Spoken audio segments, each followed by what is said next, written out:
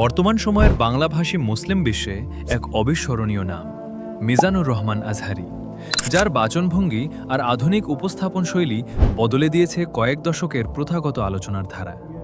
বিশেষ করে তরুণ প্রজন্মের কাছে তিনি আজ এক আইকন। দেখতে পাচ্ছি ছাদের উপরে অনেক ছেলেরা ওখানে দাঁড়িয়ে আছে, এইখানে দেয়ালের উপরে, ওইদিকে গাছের উপরে অনেক শ্রোতারা, অনেক দিনী ভাইরা প্লে কার্ড নিয়ে দাঁড়িয়েছে। We love you Mizanur Rahman Azhari, আমরা আল্লাহর জন্য আপনাকে ভালোবাসি মিজানুর রহমান আজহারী। কিন্তু এই আকাশচুম্বী জনপ্রিয়তার পেছনের গল্পটা ঠিক কেমন? আজ আমরা জানব তার জীবনের কিছু জানা অজানা কথা।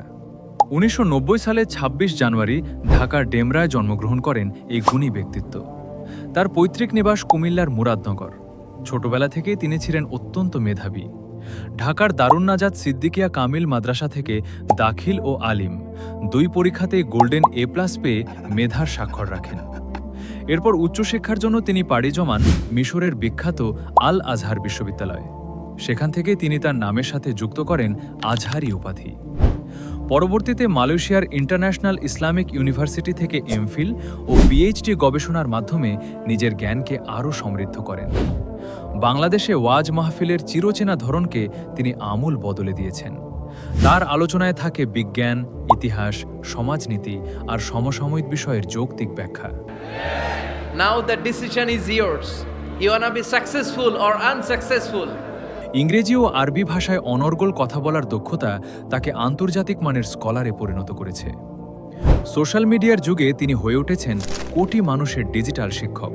তার প্রতিটি কথায় থাকে আধুনিকতার ছোঁয়া আর ইসলামের প্রকৃত মধ্যমপন্থার দাওয়াত।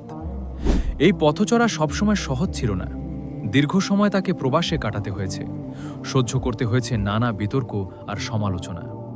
কিন্তু বাংলার মাটি আর মানুষের টান তিনি কখনোই ভুলতে পারেননি। দীর্ঘ প্রতীক্ষার পর তিনি আবারও ফিরে এসেছেন আপন জন্মভূমিতে। তার এই প্রত্যাবর্তন দেশ জুড়ে তার অগণিত ভক্তের মনে এনে দিয়েছে নতুন উদ্দীপনা। তিনি বিশ্বাস করেন ঘৃণা দিয়ে নয়, বরং ভালোবাসা আর জ্ঞান দিয়ে মানুষের জয় করাই ইসলামের মূল শিক্ষা।